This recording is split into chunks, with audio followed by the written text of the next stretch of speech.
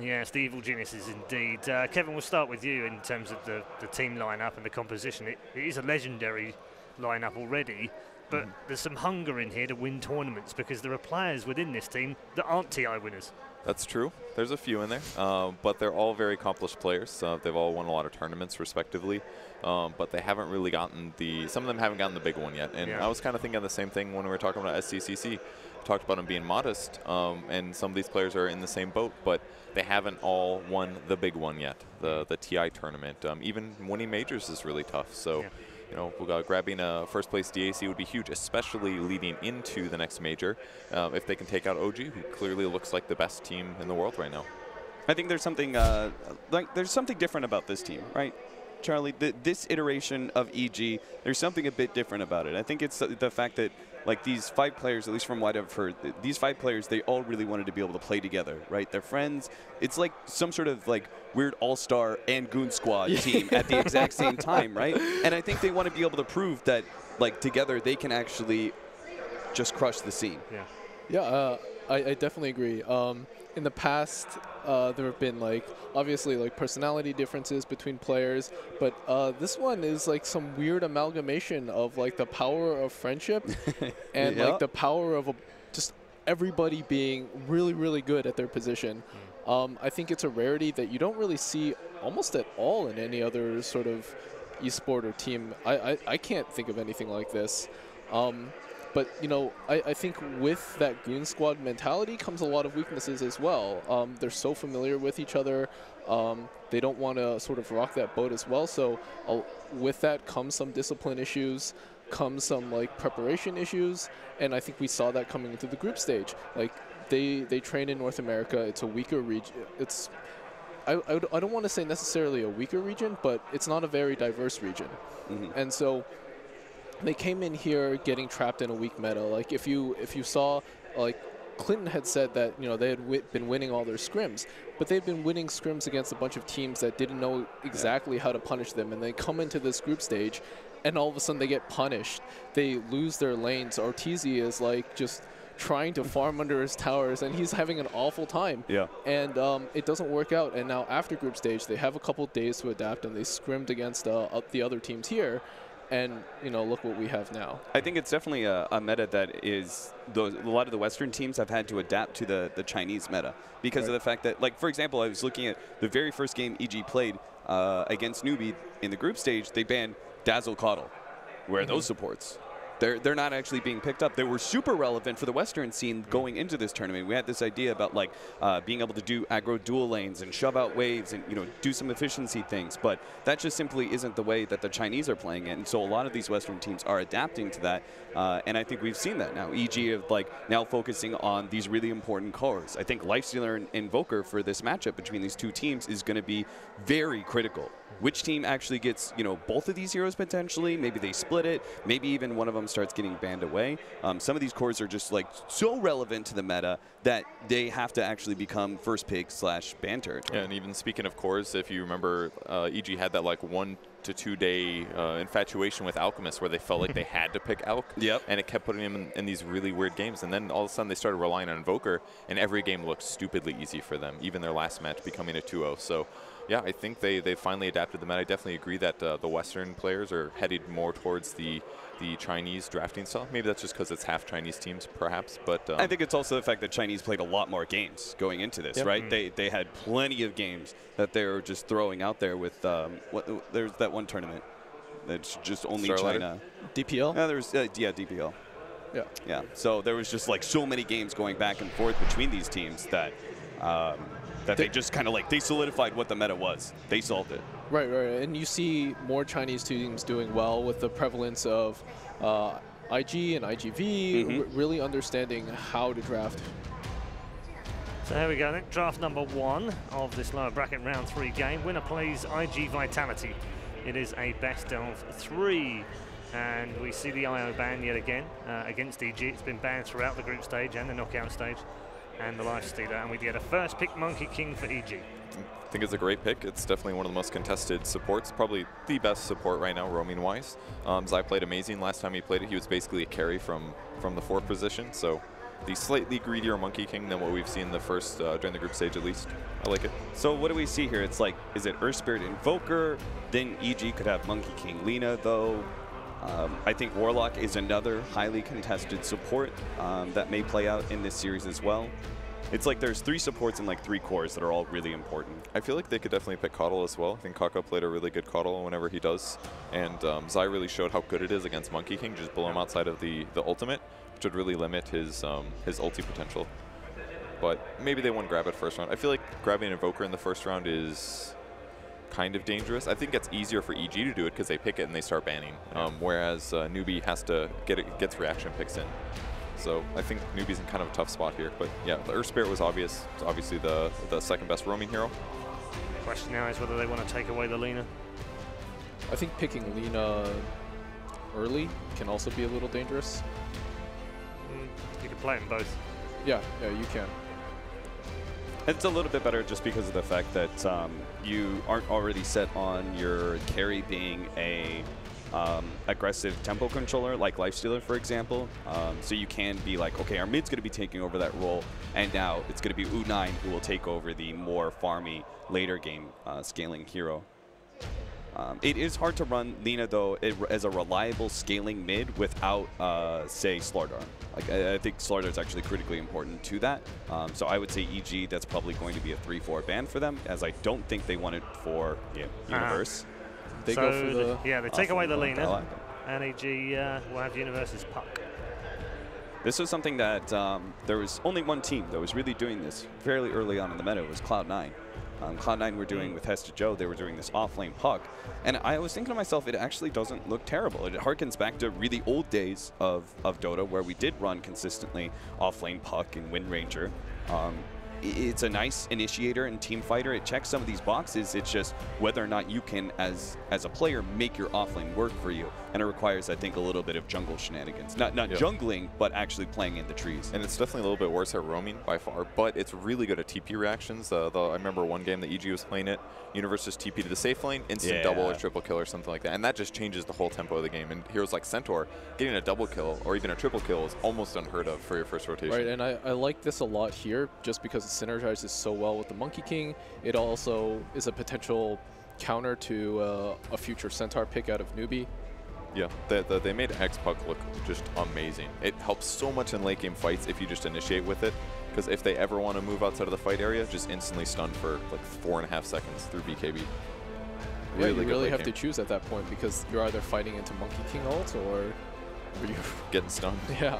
I almost want to see Newbee make that that switch up now and not reveal the fact that you're going to be running Lina as a support, but keep that in mind. Yeah. And they can play the later game here, because Monkey King, he does scale into the late game, but and Puck does have some possibilities there with that Aghanim Scepter. But I do think Newbee could potentially take the late game here if EG focused too much on the first 35. Well, we have the Alchemist ban out of Newbee. I think EG are done with Elk anyway. I think they are. I think EG is actually very happy that Newbee banned out the Elk for them. Wasted ban. It's almost every game against EG, Elk gets banned second phase. I think it's okay for them to pick at second phase situationally, so I can see why teams still ban it though. So they're scared of teamfight heroes with the Warlock ban.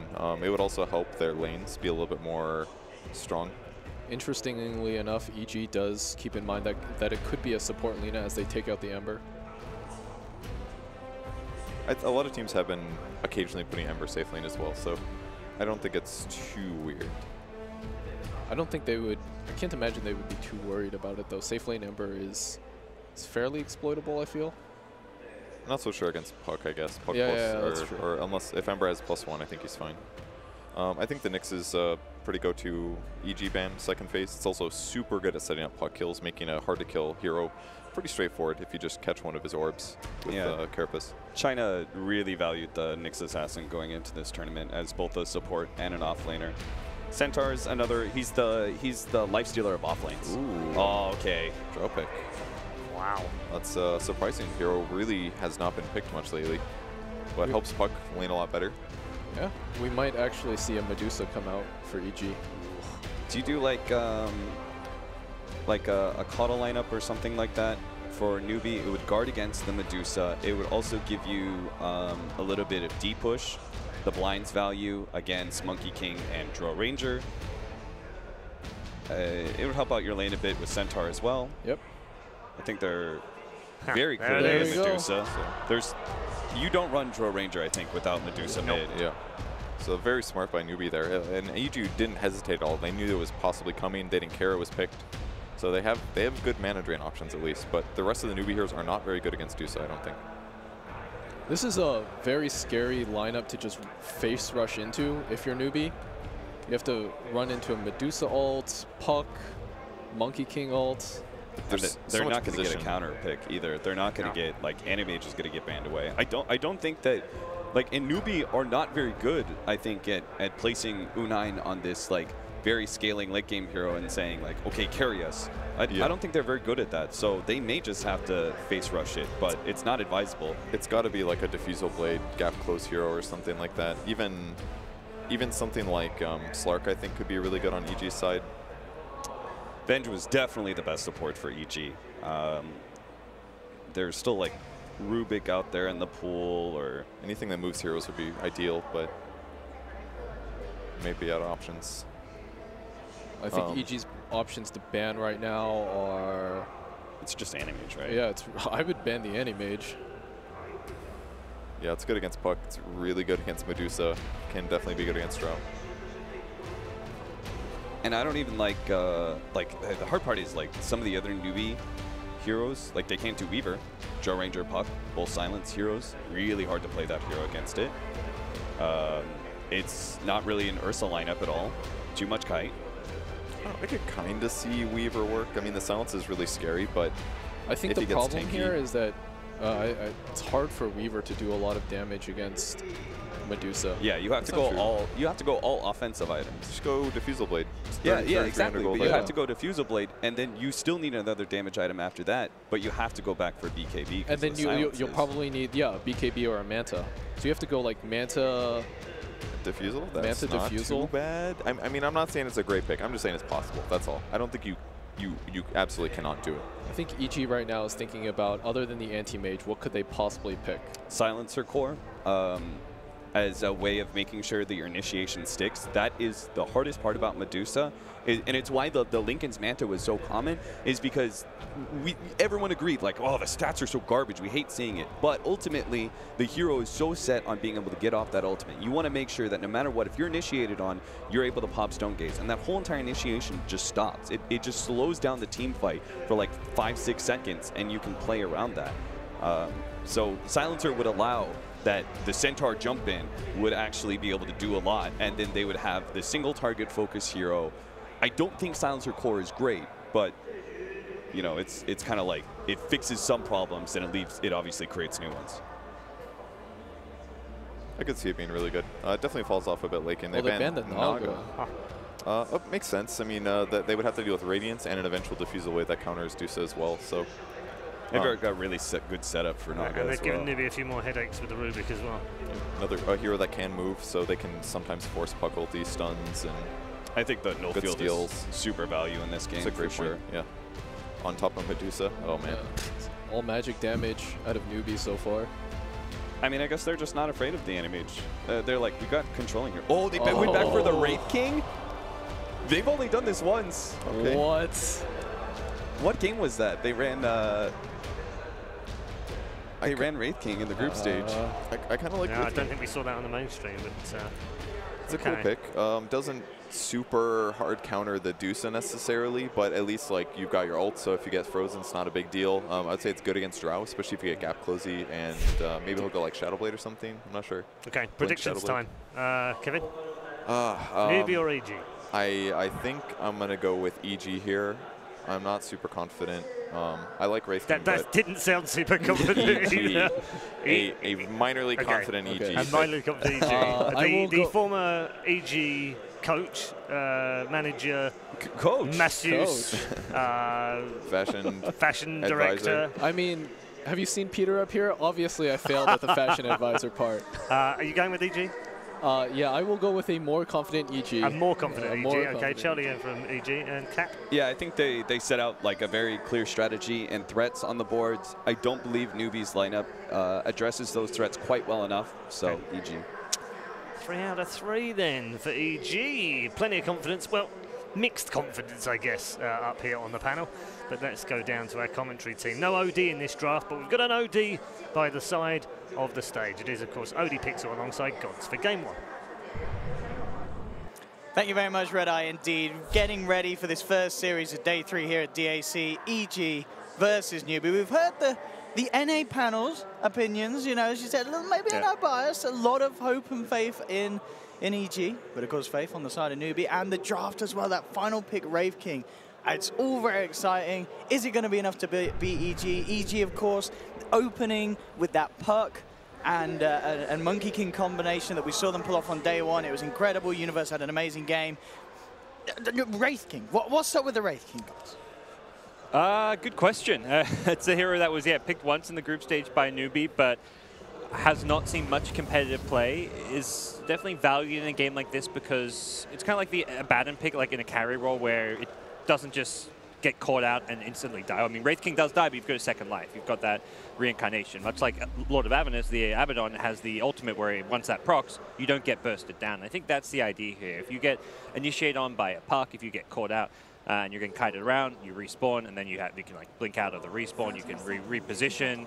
Radiance is going to be very good against all these right clickers just to give that miss chance. I imagine you may go some kind of like Midas Radiance, maybe a Blade Mail could be very good as well against the right clickers, so very interesting pick. I think the strength of EG's draft really lies in like how multifaceted it is. They've got like the Drow strat, you know, you got a Drow, Puck, Medusa, lots of right-click damage, but then they've also got these nice little synergies, the Puck with the Monkey King, the Dream Cordyceps, the Wukong's Command. They've got the Stone Gaze, which really synergizes as well with both the Monkey King as well as the Drow Ranger physical damage. There's just so much synergy between these EG picks. And already we can see the intentions from Newbee coming into the laning stage, sending U9 up towards the top lane, trying to contest EG's own safe lane. And how do you see this going for them here in the laning stage? It's doable. Monkey King will be forced top, which I guess is the idea here. And I think probably something Newbee looked at in the EG series yesterday that they want to punish is Arteezy. He is always being given like these solo lanes or getting very little support. And teams don't seem to be contesting him. He's getting these good 1v1 matches. Part of it because he kept getting Lifestealer, but I feel like teams are going to just start like looking at this like we have to actually go to Arteezy's lane and not let him just free farm. Bottom lane, Zai already getting the Jingu Mastery stacks up. And his mid lane matchup as well, of course, SCCC versus Samael. Lina against the Medusa. Samael, of course, if anyone will actually hold that thought because top lane, Arteezy's being gone on. He'll pop the Ferret Fire. Kaka chasing him down, but it's actually going to be first blood here drawn by EG as they will bring down the Wraith King. He gets 2. It's got 2. Oh Cole. my goodness, crit. Turning around that aggression from Newbee on the top lane, opening with a double kill on this Rubik. I mean, that's bad news for Newbee. If you're coming in with a plan to go aggressive and your opening fight goes that way, EG are going to be loving it. Yeah, even though TZ going down there, you're totally okay with the return kills. And most importantly, getting the first blood. So really nice start for the EG side. TZ even swoops in, Tengo's the sentry. Make sure he wins that little battle, gets that extra regen. So if he gets died, it's going to be looking pretty good. And very, very scary stuff, this top lane. If your aggro trialing does not work here, it's a 3v2 lane. You're meant to win that lane and win it like somewhat convincingly. Bottom lane, your Centaur's not having a good time. He's having to deal with that Monkey King pressure. And Monkey King's completely free to roam. If he doesn't have to help top, he can roam mid. SCC could be in some trouble. And this lane stage could fall apart very quickly for Newbee. Already, Zai, indeed, making his way over exactly that towards SCCC. We'll see if he can get anything done. Samael, fairly low at the moment. Clarity back up. Oh no, okay, he's healed back up. There's the bottle, yeah, just about 900 gold away from having that out, and then he'll be even safer in keeping himself sustained in the lane. And here we go, ready to jump in, Zai. Yep. But already with just the 1 point in the passive, SCCC speedy enough to keep his distance. Just some casual harass more than anything there. Without any points in Boundless Strike, wasn't expecting a kill, but Kaka's swooping in. May look around, try find the Monkey King, and Tengo in for this extra bit of stun.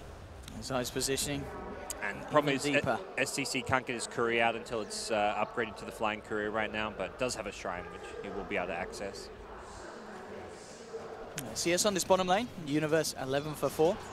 KP as well, 9 for 2, so not falling too far behind on the center, despite the presence that Zai had very heavily on earlier here. Oh. Something's happening with the courier. Yeah, Kaka actually diving in for that one. They're kind of baiting him around for it as Sumail controls it. Zai's turned up as well, and Kaka, you know, despite the roars of the crowd, ooh, well, actually still keep himself alive there with that South. No, Zai potentially in trouble. He's trying to man up against SCC, will take the kill. And at the end of the day, it all goes dandy for EG, but yeah, a bit of a clowny situation there as Kaka was rolling around looking for the courier. EG just turn it around again. Yeah, they have this very different understanding of how to play Monkey King. We've seen it here or there for some of the other teams, but it seems like the only way they want to play the hero. Get a poor man shield, go to a lane, just zone a hero, and use that strength with the damage block just to trade hits with anyone who wants to fight you. You can't trade hits with this poor man shield Monkey King. The level 1, like tree dancing Monkey King, roaming around trying to find couriers, is a very volatile way to play the hero. You're not guaranteed to be effective roaming around, but with the level 1 Jingu and just going to a lane, you're almost always going to have some effect somewhere. Interesting to note, looking at the CS at the moment, obviously mid lane and bottom lane going well for farm. Arteezy is struggling in this top lane with the pressure that Newbee's putting on. And now, ooh, bit of a pause here from Artur. Yeah. Kaka has his eyes on crit and does still have the level 2 boulder smash. And with Faith coming across, they should get this kill on the Rubik, shouldn't they? Rubik probably has boots because he got all those kills. He does. With the boots, he might be fast enough. I mean, it's just a Coddle, so Coddle Earth Spirit. Yeah. Roll didn't hit. I think Rubik's fine. He's got a lift. Have we got a mana lead? It should. Yeah, with a mana. I don't think they get the kill even with a mana. Like, just Rubik's gonna lift, throw the Earth Spirit away. He's got boots, movement speed. Yeah, they're not even gonna go for it. He's even with a magic stick. Damn, what of those, Zai? Went in deep there. KP and SCC warding him off. The Stomp's actually not going to connect with Sumail moving across. Maybe looking to try and turn. They've lost Zai. Sumail bringing KP down low, but can't quite get the kill in return. So this time, Newbee able to punish the Monkey King's pressure.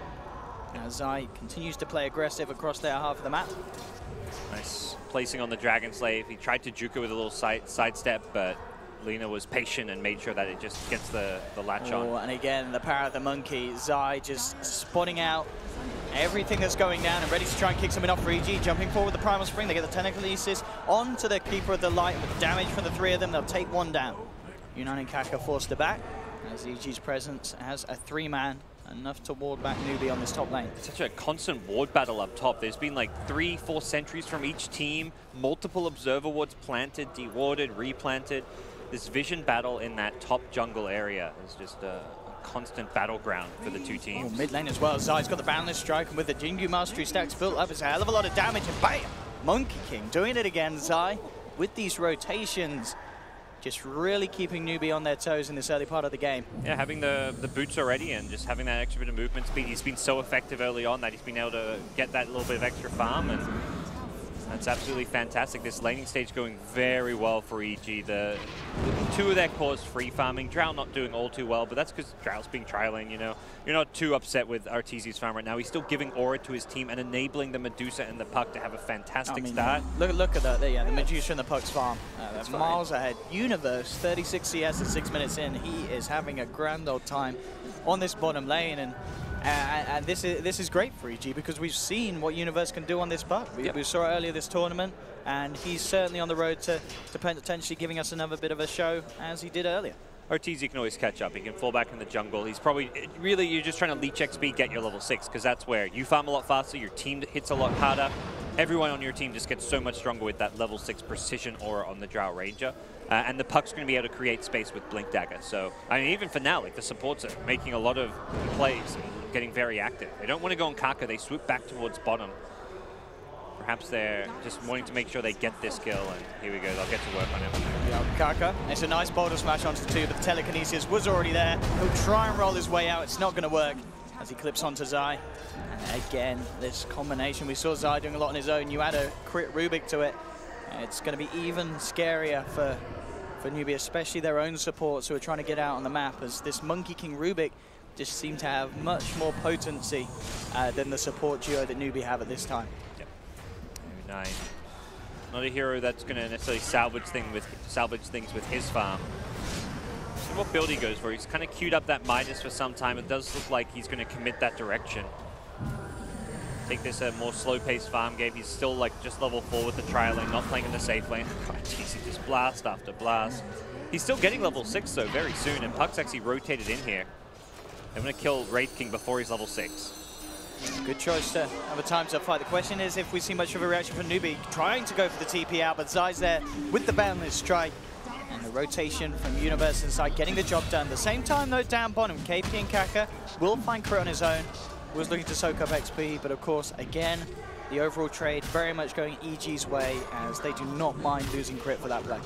Yeah, that's a good solid move, knowing they can have that secondary stun. He's not going to be able to TP out of Dream Call. So often you see like a Puck go gank, he Dream Calls, and then they just TP while they're in that Dream Call, not caring that they break the stun as long as the TP executes itself. So right now, EG making the necessary moves to just find a few key pickoffs while they maintain a good level of farm on 2 of their big core heroes. Drow Ranger still not in that great spot, but again, you're not overly concerned about this. What you do have to worry about is going to be KP's blink timing. He's already sitting on 1400, and with this safe lane and the kill he just got, he is the most farmed Newbee core right now. Will free up the lane for U9, who desperately needs that Midas. He needs to catch up, and KP can, of course, farm the jungle pretty decently. And it'll be interesting as well to see, of course, what Sumail builds on Medusa this game. Well, we've seen Envy, of course, a couple of times, you know, phase boots into the Blade Mail and such. At the moment, it's going to be the Dragonlord queued up. In fact, bottom lane again, though, U9 getting caught out before he hits that 6 level, 5.5 still. And again, EG just immediately responding to his choice to move down to that bottom lane. But now Newbee, they know that they've got to do something to punish this. There's a big smoke coming through. They're heading down to the bottom, but immediately Zai in position. He will be in almost certain trouble as the 3 of them do surround him. But it will give the info for the bottom lane to be that little bit careful. And again, it's essentially just these supports sacrificing their lives when it's U9 on this Wraith King going down again and again. Yeah, these trades definitely favor EG, and it's like mid-tier 1 tower. You're having to rotate so many Newbee heroes that Sumail's almost managed to push that tower by himself. So I think going very, very well. And U9 is just in struggle city right now. He just can't find farm. It's kind of deceptive that safe lane at this stage of the game, when everyone's got level 6, able to start rotating around, is not very safe if you're by yourself. You can't go there as a Wraith King without support. He now has ultimate at least, so he can perhaps farm a bit more kind of on his lonesome self down here, because by the time he dies and respawns, his teammates can rotate and help him out, but still going to be a very tough place for him to be. Sumail suggesting he may go for it. He's got Gloves of Haste with the Dragonlance queued up. There we go. He's back for the Midas. Yeah. Okay. Then they're going Midas Gaming. It looks like both. I mean, Puck last game went for the Midas after the Blink when we saw Universe play it. Drow Ranger had the Midas queued up. Not really a conventional Midas hero, the Drow, because normally it's like a hero you think you got to play fast pace, you want to end the game fast, you don't want to drag it out. But I don't mind seeing EG try and play for the late game, because they've got a very ranged lineup against heroes like Wraith King, who they can kite around. Centaur, maybe the bigger problem with the return, if he gets farmed, like gets the heart, gets the blade mails. Like, you're going to need blade mails, I feel like, on Newbee's side. That to me is like, I look at this game and how do you fight these ranged heroes kiting around in the late game? Blade mail. They don't want to hit you. They don't want to fight you when you're actually popping those blade mails. They're not going to come for some time, but that's more like the long-term plan. Well, Ping's out on the bottom lane again. They want to make another go onto U9 straight up with the Dream Coil. As you mentioned, is now level 6. At least they'll pop that ult. Let's see if they can go in again. The Boundless Strike coming in a little bit earlier. Now the response from Newbee. The Stampede moving straight in onto Universe. Can they kill him in time? Phase shift. Can't get his way out though. They'll bring down Universe. Newbee, as potentially expected, with that ultimate, having the chance to turn it around. Zai, he's hunting though. Will look for KP. Jumps down with the Primal Spring. And will get the kill onto Centaur. Kaka holds him back from being able to chase for more. Crit, taking a little bit of that tower damage. But EG are back in position to push. Oh, Zai actually looking to chase down for potentially more. Has got Primal Spring back and available. But with U9's presence still in the area, won't go in for anything else. Sumail gets the tower. They do lose Universe, but they are able to take down KP in return. So again, not as clean of a trade as EG have been having before, but it still continues to go in their favor. It's like Arteezy's just top, sitting up there farming away.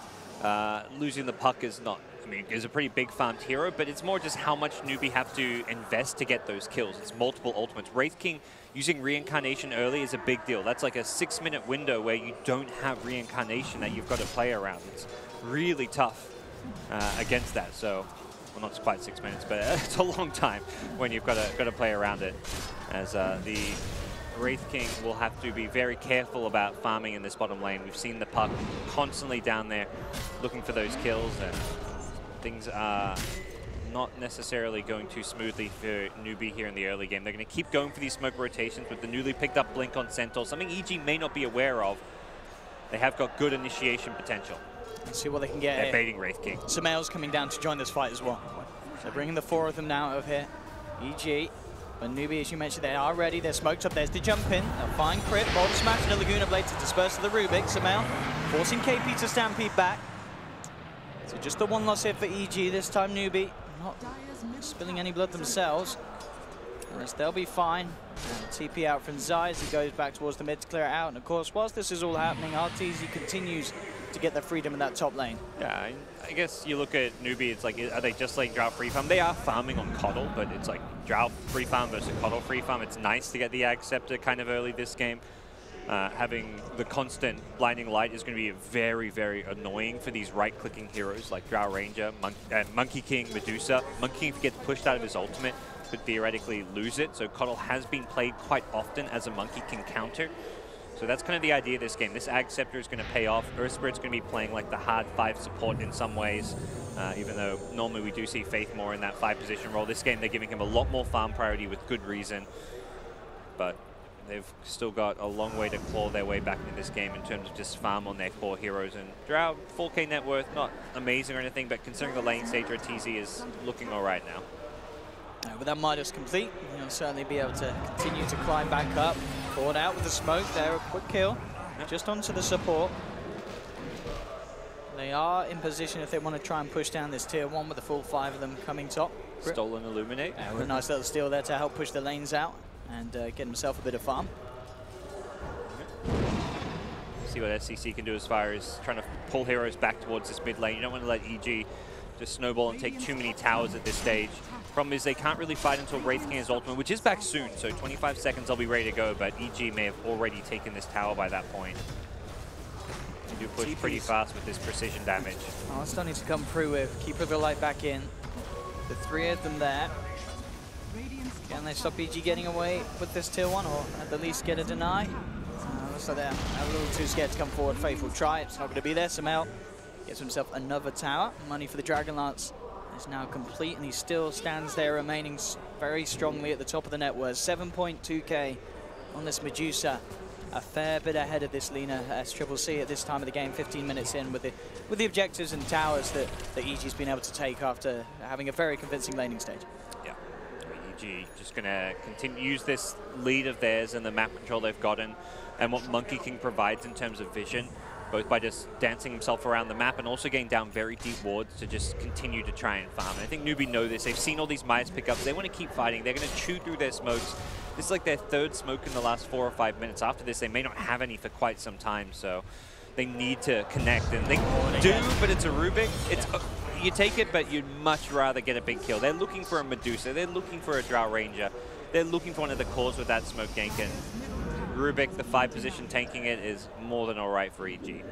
Maybe if they could move it up here and take down Zai as well. Zai already just ready to play solo here with Faith, trapping him in. As great recall. Gets brought along indeed by Faith. What a bait. And they indeed are able to punish Zai. And this is good news for Newbee. Taking a 2nd support kill certainly makes the play worth it. And now in position to push down the titch on the top lane. Bottom lane, EG jumping forward the Universe. They'll find one. Arteezy's in a lot of trouble there with Kaka, U9 and KP surrounding him. Newbee starting to find some newfound momentum. Yeah, they were very much intent on defending that with Wraith King there in the trees, ready to go. Coddle gets jumped, but that kind of just means Drow is committed, doesn't have that protection. Monkey King wasn't really around, and as a result, Newbee managed to get some much-needed comeback farm, as well as key kills for themselves. Zai and Samael, they should be able to find this. Let's see, will hold him back. The light strike. Jingu's built up, and Zai ready to jump forward, and a couple of snaps should bring down Lina. And even better news for Samael. He's able to get that last little touch. That's a bit of cash bonus for him as he continues to, again, lead by over 2,500 to SCCC's farm. The Yasha build-up coming. Probably looking at a Manta to get out of like a Blinding Light Mana Leak type thing. Will be an annoying game in a lot of ways against some of these pesky supports. Coddle, Earth Spirit, Silences, Mischance, Mana Leaks. Oh, Wraith King. That is a good hero to TP into this. See how they're going fully to U9. He does, of course, have that ultimate. Kaka rolling forward. Zai did get the Wukong's command out, and Samael coming in from the back lines with the Stone Gate. SCCC falling low. Universe will get the final touch in. They've lost 2 on the side of Newbee. Crit will finish off KP, and now U9 surrounded. They'll take him out a second time. EG with a perfect fight around Newbee's shrine. They just Stone Gaze, Monkey King ultimate. Like, you can't fight in such a condensed area. You have a closed off little pit there. You're trying to fight in. Yeah, Monkey King's got ultimate. I mean, the Wraith King's got ultimate and he respawns, but he dies so fast the first time and the second time. You're fighting in this death pit. That is, yeah, Stone Gaze, Monkey King ultimate, physical damage being amped up, and everyone right-clicks so I mean, Samael just comes in from the perfect angle. They just don't expect him at all already. You just see them walk straight past and they're like, my goodness, there's a Medusa here. Look at RTC, he's just farming Ancients. He's not even at this fight. He's like, sweet, I play safe lane carry, I get tri-laned, I got to spend the rest of the game catching up farming in the jungle while my team 4v5. Yeah, it's all the skill from him's coming from that Aura God. You know, he's like, right, boys, that team fight was on me. I wouldn't have done it there with our MMR, True Shot Aura. I mean, that's the way Dota is. You put too much emphasis and resources on shutting down one player, the rest of the team get very strong, very far ahead, and a hero like Drow can amplify and boost up his team's gameplay by just sitting in the jungle, by getting levels. Level 2 marksmanship, the ultimate giving even more damage now. So everyone on this EG side is hitting hard and fighting around that Stone Gaze. EG are always going to be the stronger team. And in a game like this as well, I mean, as we kind of heard from the panel talking around the draft, they were thinking for that final hero, you know, ways that they're going to be able to deal with a large Medusa being able to kill Samael. And that's the question. I mean, how are they going to deal with Samael? He's so far ahead. If he gets a good timing on this Skadi, obviously he's only just started to look towards it, but at this pace, we can certainly expect that. How are they actually going to bring him down? When they've got to find him pretty much entirely on his own, and even at that, with a Stone Gaze, there's always going to be a chance for EG to jump across and back him up. It's going to be so difficult to bring down the raid boss. It's going to be incredibly hard. It's funny, we're talking about a Medusa as a raid boss when there's a Wraith King in the game, because yeah, this Wraith King has not felt very tanky, has been struggling a lot of this game now. Goes back and picks up a Blink Dagger to get some extra initiation for his team, but ultimately it's still looking very squishy, and he's going to just go for these cheaper, cost-effective items. Has the Blade Mail queued up, very good in a game like this, but still not an item that necessarily is going to help you scale immensely into the late game. It does feel like if you want to go late game with this line, you're going to need like a Radiance type build at some point on a Wraith King. You're going to need more farm, like the Centaur, to get a Heart of Terrace. You need all of your cores getting some good farm, and so far that just isn't really happening on the Newbee side. One hero that is getting good farm, considering the position, is, of course, the Keeper of the Light. Aghanim's now complete for Faith. And the Vision game is certainly going to step things up for them. We've seen multiple times EG being able to catch Newbee off guard with the movements and the wraparounds from their individual players. So that will certainly help, but it doesn't solve the damage issue that Newbee have at this stage.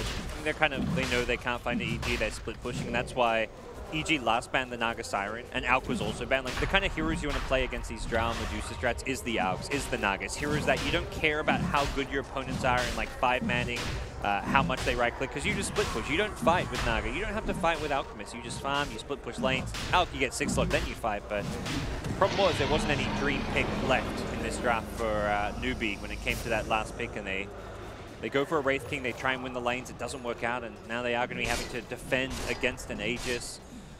EG may be ready to even theoretically consider chipping away at high grounds. Arteezy spent a lot of the game farming to catch up. Well, he should be pretty ready to go now. Gets the health talent, so he's just that little bit tankier. And we'll see just what EG look to accomplish with this Aegis. They can definitely take those last couple of outer towers if they want to, but again, they're in no rush. As much as they could attempt and go for a high ground push, it also sets them up to fail. It gives Newbee a chance to use that Keeper of the Light Illuminate spam from the high ground, the Centaur Wraith King Blink initiations, the Lina burst damage from a high ground advantage. So you may just say, look, let's set up wards around the enemy base, starve them out, and just continue to get more and more farm, continue and get further and further ahead. Absolutely, and at this stage, the rate of farm is always going to be higher for EG's heroes. Yeah, they across the map with what they've got to work with. Yeah. GPM talent on Rubik. And Monkey King going to go for a solo crit. This does to me suggest that like they haven't gone for like an extra Midas. Like sometimes we see the Monkey King Midas, even the last game there was the Puck Midas. So it does make me think with a solo crest that's kind of to me like the big item that does enable a high ground push. You put that on the Medusa or Drow Ranger as they're right clicking towers or racks just to protect them and cover them. So we'll see. Centaur trying to be annoying and look like he's going to try and skip some waves up top. We'll get scouted up by an Observer Ward. That could be dangerous for him. And so moving forward as well, making sure that anyone that does come in close vicinity of that tower will be in trouble. The tower, though, no more, and already with the Boundless Strike into the Primal Spring setup, Faith in trouble, held in place by Chris Telekinesis. And that'll be one down for this defense. 40 seconds, that's actually a huge deal. And that, yeah, he is crucial in pushing these waves out safely. Such a big pick-off when you want to go high ground. No more Blinding Light to worry about, no more Illuminate spam. Problem is, they did lose their creep wave. So Centaur, thanks to his shenanigans at top lane, did skip a creep wave for them, and that's going to basically save the racks there, I feel. Looks like KP may be punished, but Newbee, no! Kaka comes in with a 3-man bottle smash. In return, those side turns with the Boundless Strike. Kaka just melting here to the damage, and U9 as well, trying to walk it off. The reincarnation is procs. SCCC moving forward with the Shadow Blade. Holds back the Rubik, allowing the blink away from U9. But again, Newbee just not able to find the kills that they need to really get themselves back on top this game. At the least, they do slow down EG's pushing. Yep.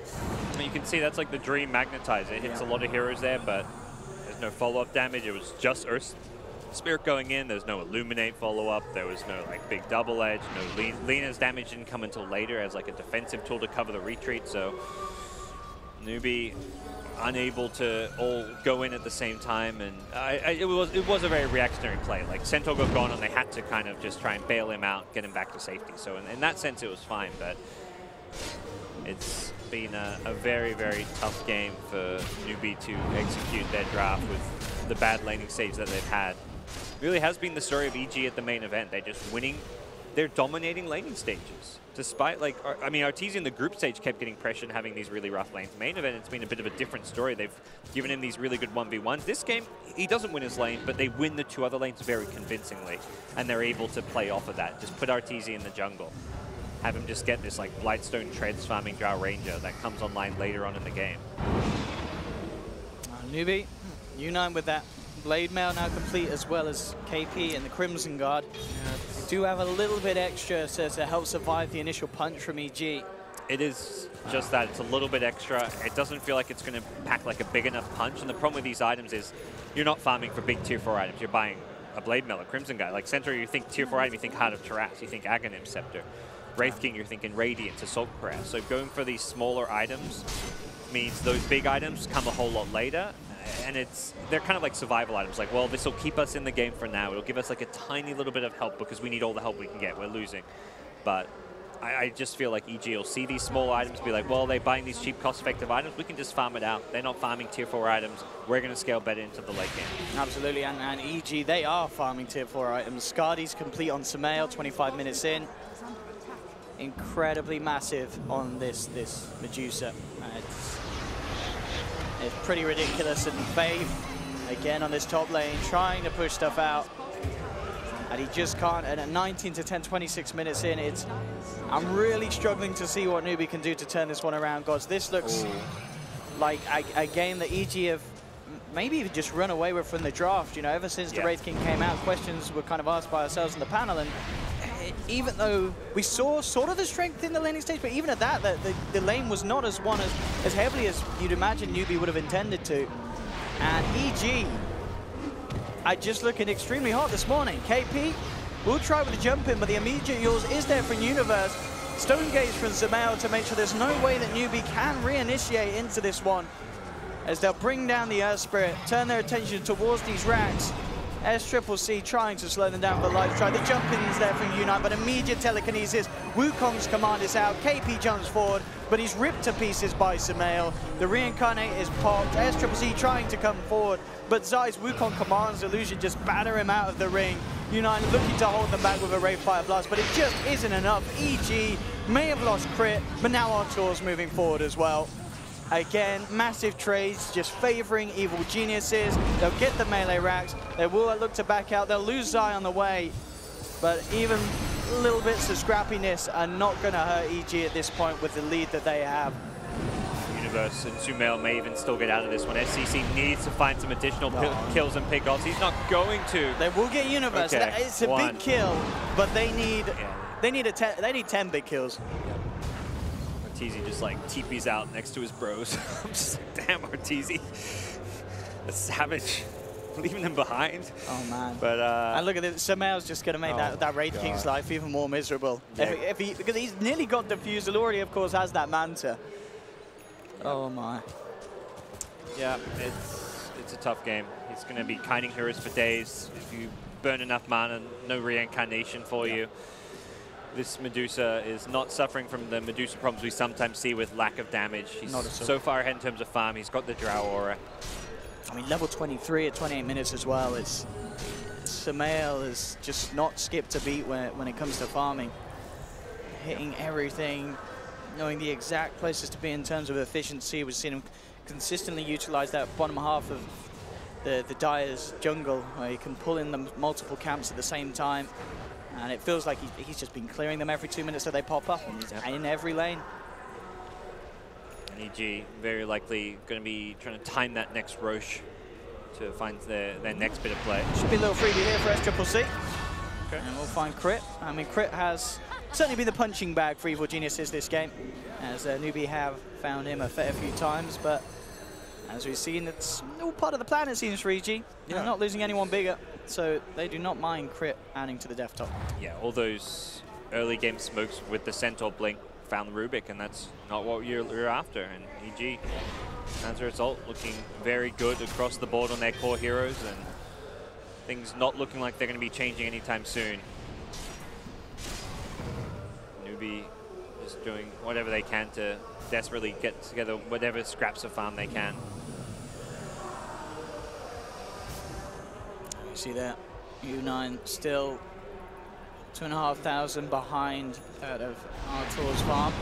Considering Artur's laning states, that really, I think, tells a lot of the story here. The Drow that was shut down is doing better than the carry of Newbee.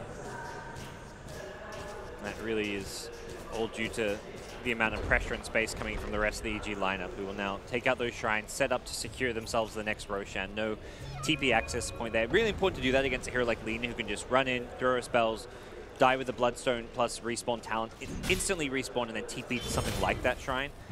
Does have boots of travel, but without the shrine there, it means you have to have like a creep wave pushing out or something, so it just makes that little bit trickier to access the outer parts of the map without those shrines.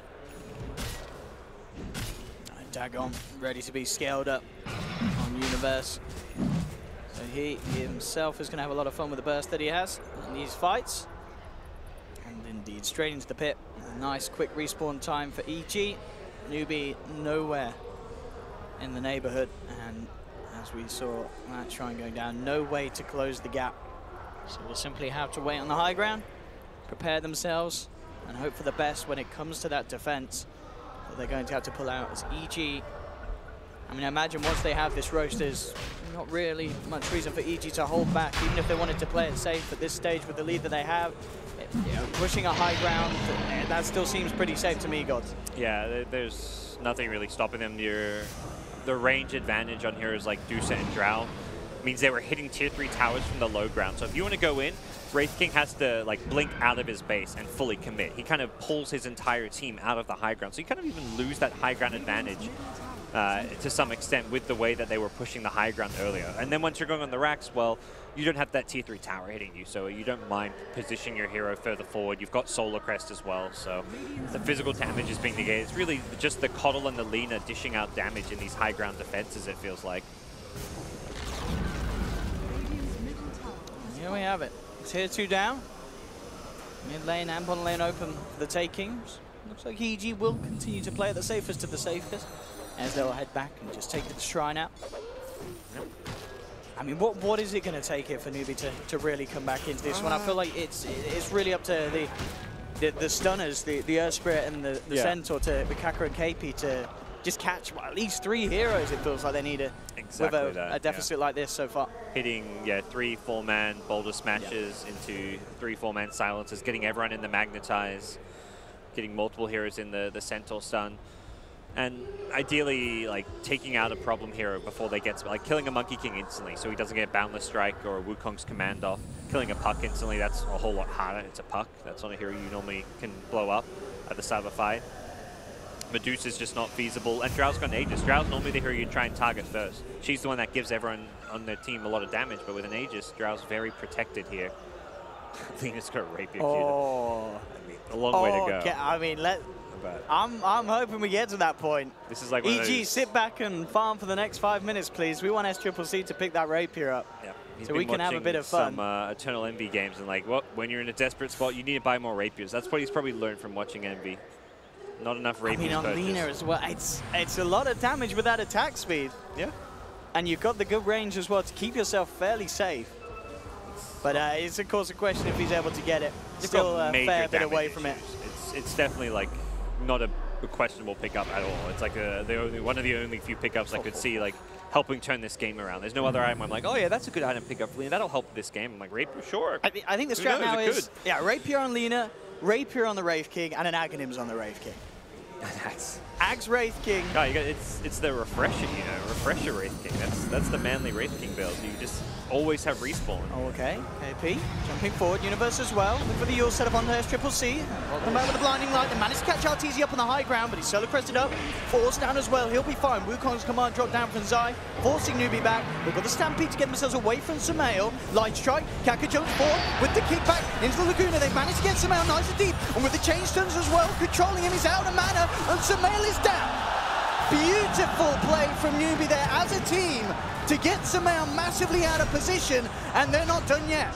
They'll look towards Crit, and they will find him. And again, we talk about Crit going down not being the biggest, but Sumail dying there, absolutely massive for Newbee. That was incredibly well executed, I gotta say that.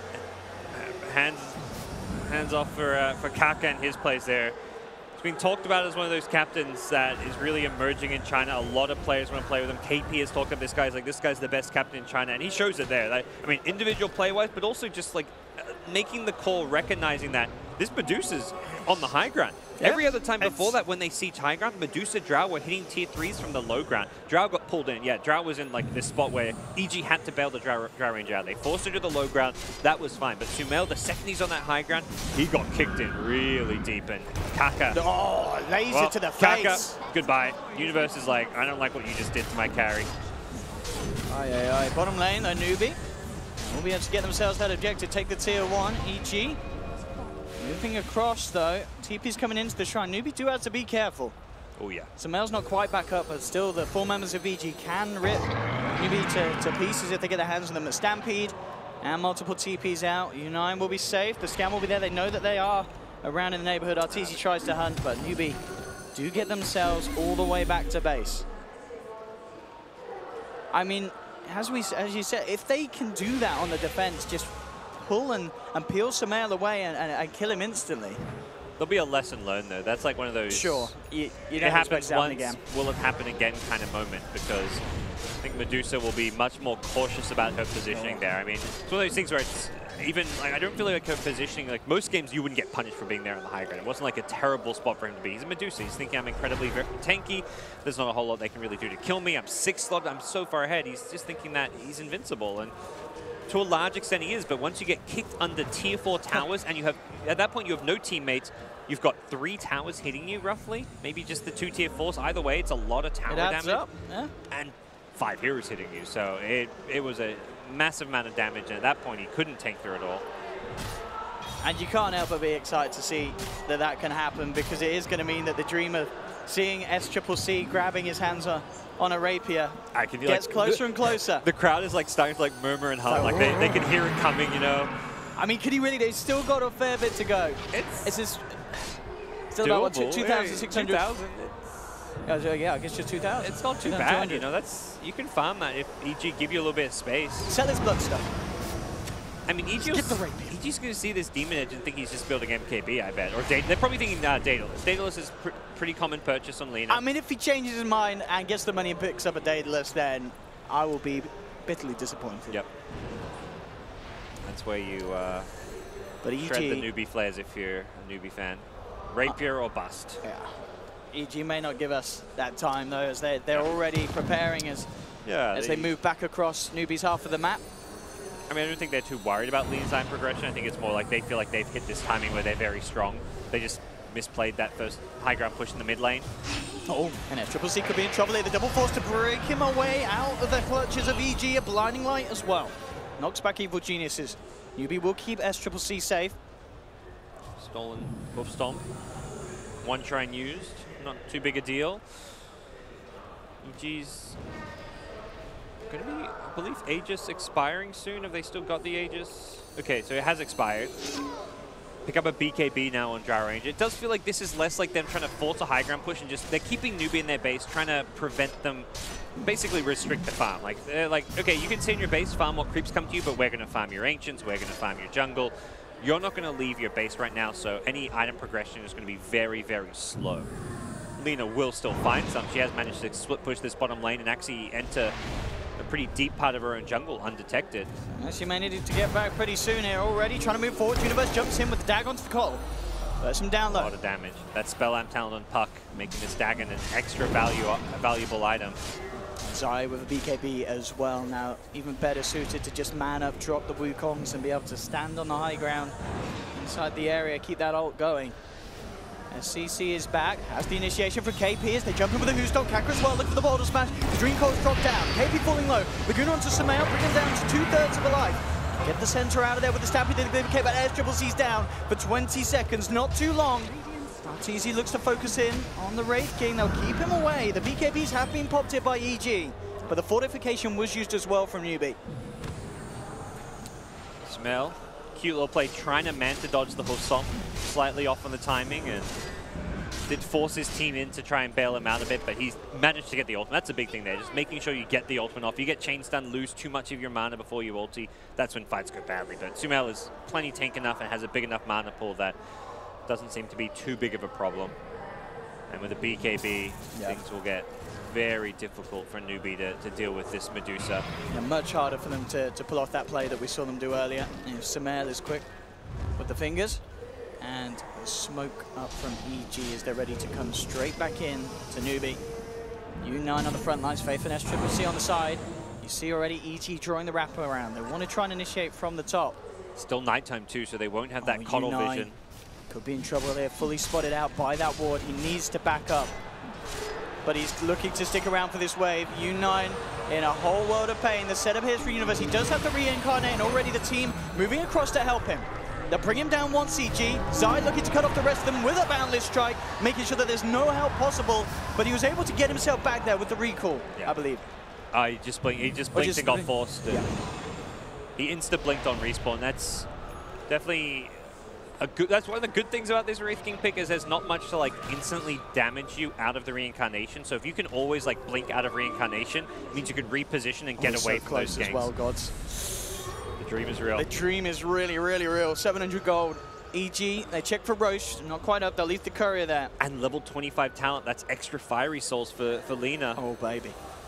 That's where that damage movement speed gets even better. They're giving SCC They're just the not farm. hitting any, making sure that he gets everything here on this Lina. SCC says, I'm the carry now.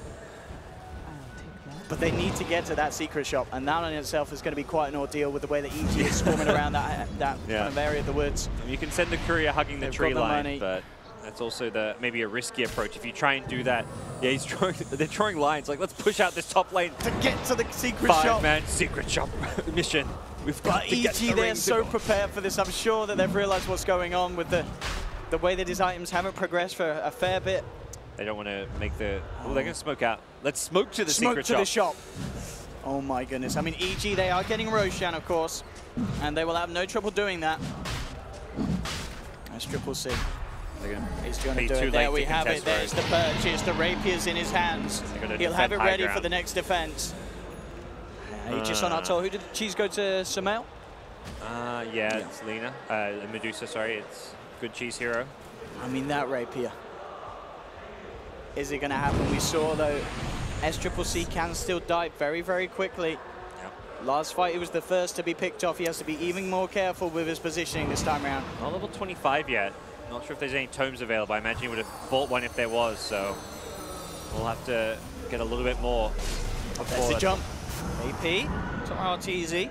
Clearing the waves out as well with the Illuminate. Not sure if they've even seen the rapier yet as well. Lina's saying pretty far back. They will now, or I imagine at least should have if they click Lina. He's got to be so careful about how he comes forward. Much safer pushing coming from EG. Not willing to venture onto the higher ground, just chipping from the low ground. Clearing these waves out. Jump forward then. Look at the damage from the high ground with the Laguna that bring down RTZ once. Aegis has been popped. It's got an LSA. Can they do it a second time? Looking for the perfect time. Oh, they've shoved him up forward. But the damage isn't initially there. Stampede to try and close the gap. SCCC turns towards Sumail, chokes him down to half health. No mana, but luckily has still got the cheese. EG have to back off. There, it pushes over. The rapier is certainly helping out here. Wow, that's a ballsy pick up, and it's paying off. EG. Oh, and Newbee, they're ready to go aggressive. We'll see if they're getting a little too ahead of themselves with this play, but they really want to try and catch EG off guard. They know EG will have backed up, potentially split up. This is the time to jump them. Yep. Dire scan, they seem well aware like that. There's heroes. Oh, if they can get Sumail, the smoke will dispel. Can they get the immediate jump up to the high ground? There's the lead in. They're front up with the BKB comes out. SCCC can't man up against this, has to back. Stone Gaze pop. Newbee has to be so careful here. The Dream Coil is caught SCCC. They'll drop the Wukong Shaman. The leader falling low, and there's the Dagon from Universe. The Rapiers hit the deck. They brought him down, and Sumail now with the Rapier rips KP to shreds. They'll bring U9 down the once, and they'll surround him for a second go. As Wraith King dies, Universe with that Dagon burst, enough to secure the kill, and the Dream Coil as well. Absolutely crucial, capturing SCCC. We knew it was a ballsy play, Newbee coming out of the base like that. Game-winning BKB. Yeah, EG punish it. That was great reactions from Sumail. He gets hit by that Wraith Fire Blast. He doesn't have a Lincoln's. He gets chain stun there.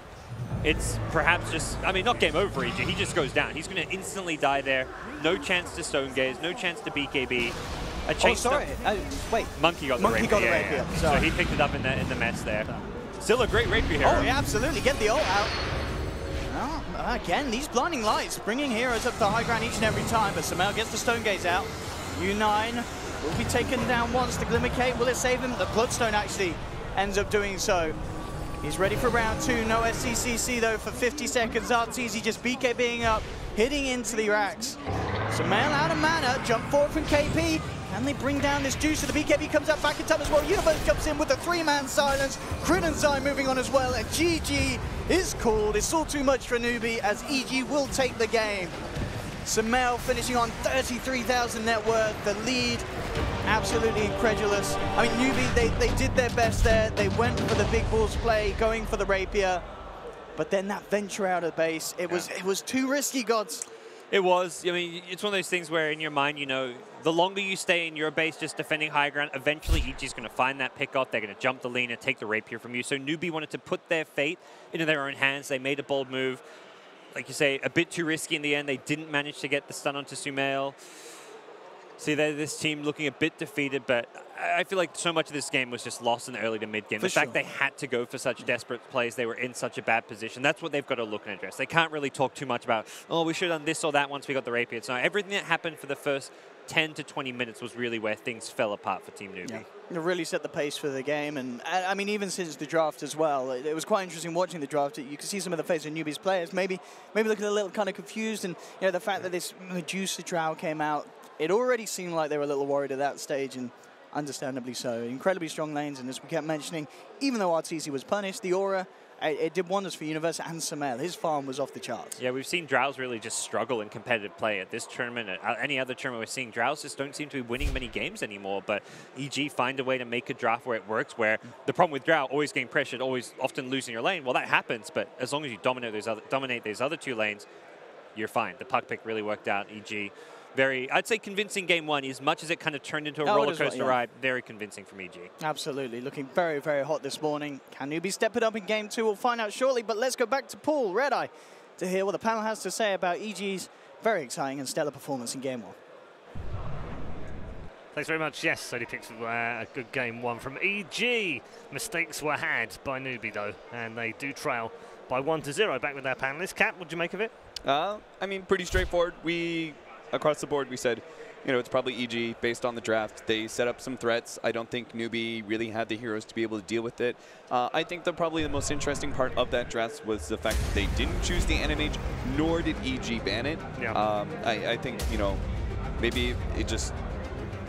Charlie and I agreed that they would have been in the same scenario, right? Where Newbee would have lost the early game, NMH would have been ganked a lot, but at least you would have had some sort of late game scenario where, like, okay, it's still flying because we have NMH versus Dusa. Here, Wraith King doesn't offer you that same kind of opportunity for late game. It's very much an early to mid game focus hero. It's definitely good at the lane just because it has a stun and a slow. Most carries don't provide that, but they didn't win the tri-lane hard enough to justify it, and then by going into a Midas, it kind of delays his power curve a bit. Yeah, he gets a faster level 18, but I'm not the biggest fan of that item. Not that, like we were talking before, I don't know if it would have changed the game by any means. Winning the tri-lane was definitely the bigger part, and they did a great job shutting RTZ down, but I think the issue was he had a lot of practice ferrying salves after himself in the 1v1, so this honestly was just par for the course for him this game. Yeah, ultimately, I think this just comes back to the draft. You have a very run-at-you lineup between the Centaur, the Lina, the Earth Spirit, and a Wraith King, but you're running into a into a Medusa ultimate, into a Monkey King, into a Puck, and it's so hard to take those fights, and then ultimately you don't have anything to fall back on if that style doesn't pay off. The good things we can say about Newbee, though, it was really impressive how they still managed to keep this game competitive at 33 minutes, right? They were able to make such cool plays, like the first time they blinked forward and kicked in the Dusa. Awesome play, really cool. Then the play where they force-stabbed the Drow Ranger in. Another exceptional play. And then, some of these team fights, like, eventually it was going to play out. We all could see it. We all knew EG was going to win, unless Newbee just pulled miracle after miracle after miracle out of the hat. Well, that's partly why the desperation here, wasn't it? Oh yeah, pick up the rapier, go and hunt them down, and try and create something in the game and try and get something out of it. Yeah. Because if they just sat back, then eventually, at some point, it seemed like forever that they were going to try and push that mid tower down, but eventually it was going to cave in. Yeah, so what you do when you're in these defensive situations is you sit there until you get a decent fight, and then when your lanes are finally a bit pushed out, then you can go fishing for a kill. And unfortunately for them, they found Sumail. And the other issue is they didn't have an instant stun unless it was a blink Earth Spirit Boulder, which is probably what they should have done. I didn't see if it was daytime or nighttime there, but if it's nighttime, they didn't have perfect vision. They led with the wrong heroes, and because of that, he gets BKB off and the whole fight's gimped, basically. So that crucial kill could have absolutely kept their tempo going. It would have accelerated them more towards a win. But with that fight going like that, it just cut off all momentum and basically ended the game. Okay, let's have a look at the scoreboard and show you the scores on the doors. This is how it played out in game number one. Universe with a 10-2-10 game on the puck, and Samaya with 9-1-15. Two of the highlights in that particular game. I think this is just sort of a one-time thing. The early puck pickoff will always see a Drow Ranger ban from here on out. This, again, harkens back to old Dota 1 strategies. When we were running puck as an offlaner, it was always heavily enabled by having a Drow Ranger on your team. And back then, it was ban-worthy. So I don't think we'll ever see anything like that from this tournament anyway for that sort of opportunity for EG. And if they do 1-2 the puck again, it'll be interesting to see how successful it is, because let's be honest, Universe had a really good setup. He had a Drow Ranger and he had a 1v1, or kind of 1v2. Yeah, 2v1, excuse me. He had a Monkey King start out early, just hit that Centaur a bunch of times. Centaur's at like half HP, and that's that. It's like, oh well, this game's hard now. Yeah, and I don't think we should understate how good that Puck combos with the other heroes that they had. Like Puck and Monkey King together, amazing synergy.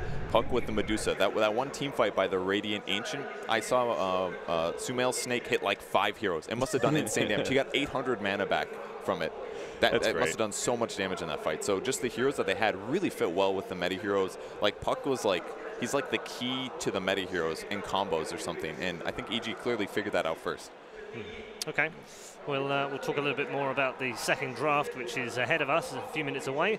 Before there, though, we'll get a few more social media questions. We've really enjoyed your social media questions coming into the panel. A variety of them have come in over the last couple of days. We've got another one right now, which is, what is EG's weaknesses? Asking for a friend. I didn't know Newbee was on Reddit.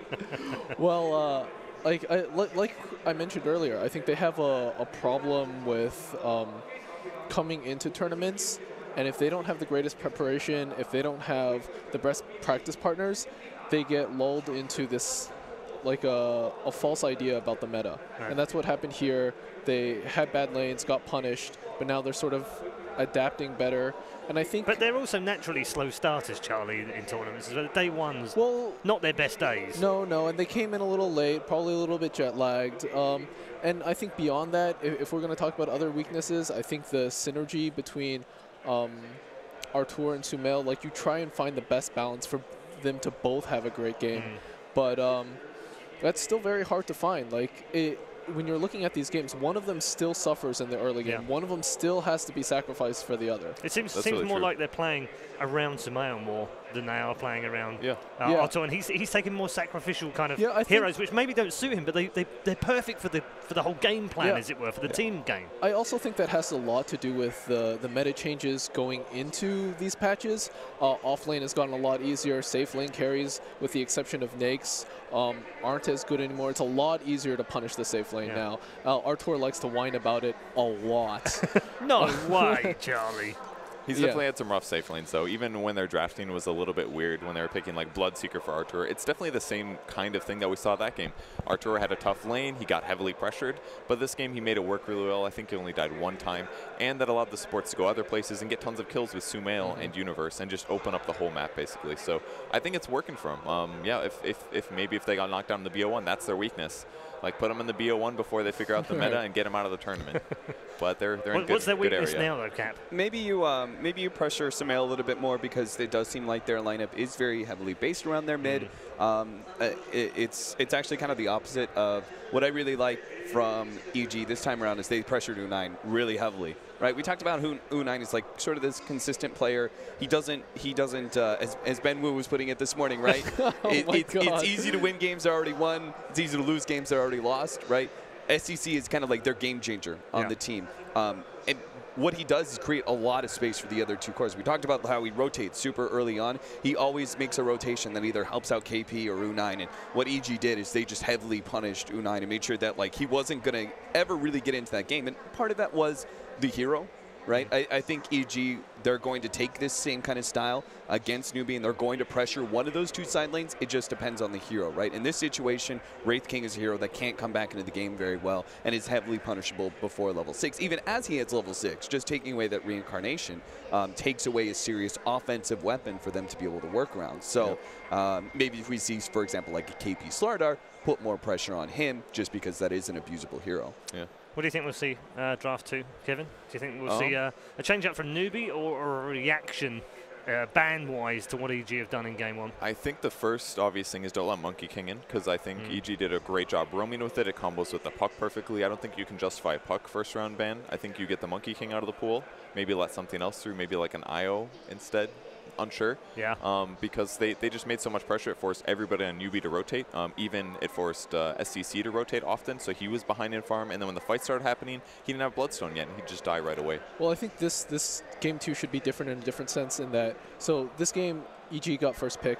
I imagine Newbee will have choice this time, and they'll probably take first pick. So like in the last game, you saw Ichi give a throwaway ban with the Dazzle and allowed him to pick up the Monkey King.